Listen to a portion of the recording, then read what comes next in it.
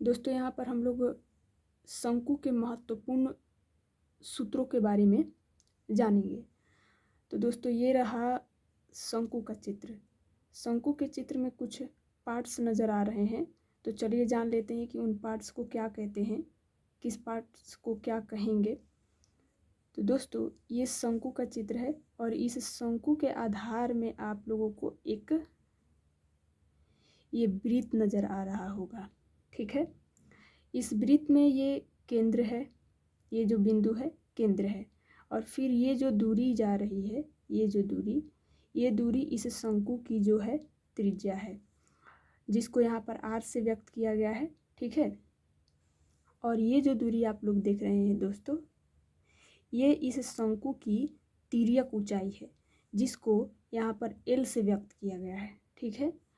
और ये जो दूरी इस बिंदु और इस बिंदु को मिलाने वाली जो ये रेखा है, इसको यहाँ पर क्या बोलेंगे, ऊंचाई बोलेंगे, जिसको यहाँ पर h से व्यक्त किया गया है, ठीक है।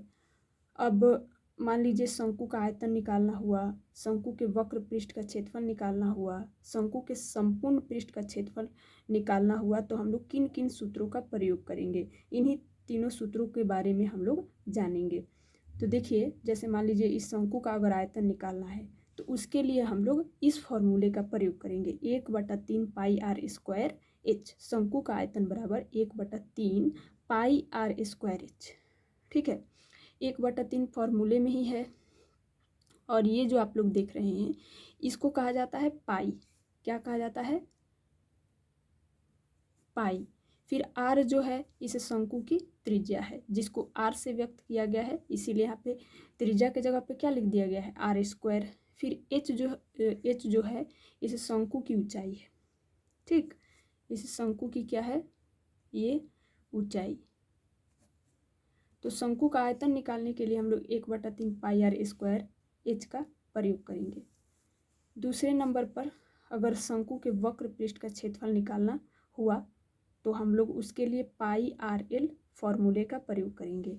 पाई ये जो है इसको क्या बोलते हैं, पाई बोलेंगे। फिर यहाँ पे आर जो है ये क्या है, त्रिज्या है, और एल जो है ये क्या है, तिर्यक ऊंचाई है, तिर्यक ऊंचाई। ये देखिए यही तिर्यक ऊंचाई है ये, ठीक है।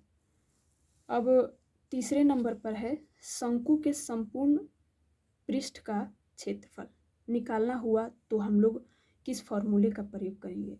तो दोस्तों देखिए, शंकु का आयतन निकालने का फॉर्मूला याद करना होगा, फिर शंकु के वक्र पृष्ठ का क्षेत्रफल निकालने का फॉर्मूला याद करना होगा, लेकिन हम लोगों को शंकु के संपूर्ण पृष्ठ का क्षेत्रफल का फॉर्मूला याद करने की ज़रूरत नहीं है। अगर हमें शंकु के वक्र पृष्ठ का क्षेत्रफल निकालने का फॉर्मूला याद है, तो इसी के मदद से हम लोग शंकु के संपूर्ण पृष्ठ का क्षेत्रफल निकालने का फॉर्मूला आसानी से निकाल सकते हैं।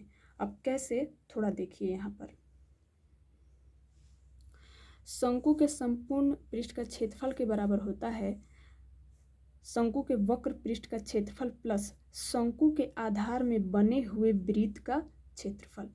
तो शंकु के वक्र पृष्ठ का क्षेत्रफल यहाँ पे क्या है, पाई आर एल, तो इसके जगह पे रख दीजिए पाई आर एल, बीच में प्लस है तो लगा दीजिए। फिर यहाँ पर है शंकु के आधार में बने वृत्त का क्षेत्रफल। अब शंकु के आधार में क्या बना हुआ है, एक वृत्त बना हुआ है, और वृत्त का क्षेत्रफल निकालने का फॉर्मूला क्या होता है, पाई आर स्क्वायर, ठीक है। अब इसको थोड़ा सा सॉल्व कर देंगे, तो एक ये हिस्सा एक ये हिस्सा, अब देखेंगे इन दोनों हिस्सा में कुछ कॉमन है क्या, तो एक पाई है, पाई इसमें भी है, आर यहाँ भी है और आर यहाँ भी है, यानी कि कुल मिलाकर के पाई आर जो है दोनों में कॉमन है, तो कॉमन ले लेंगे।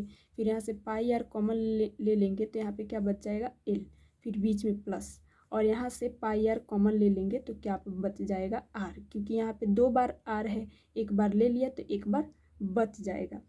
तो शंकु के संपूर्ण पृष्ठ का क्षेत्रफल निकालने का फॉर्मूला क्या हो जाएगा, पाई आर गुणे एल प्लस आर। ये पाई है, आर जो है त्रिज्या है, एल जो है शंकु की तिर्यक ऊंचाई है।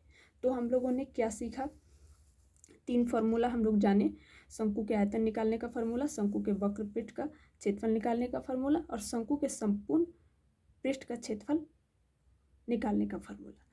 और शंकु का आयतन निकालने का फार्मूला हम लोगों को याद करना होगा और शंकु के वक्र पृष्ठ का क्षेत्रफल निकालने का फार्मूला याद करना होगा। इसी की मदद से हम लोग शंकु के संपूर्ण पृष्ठ का क्षेत्रफल निकालने का फार्मूला आसानी से निकाल सकते हैं, जैसा कि मैंने यहाँ पर आप लोगों को बताया। इसको याद कर लीजिएगा।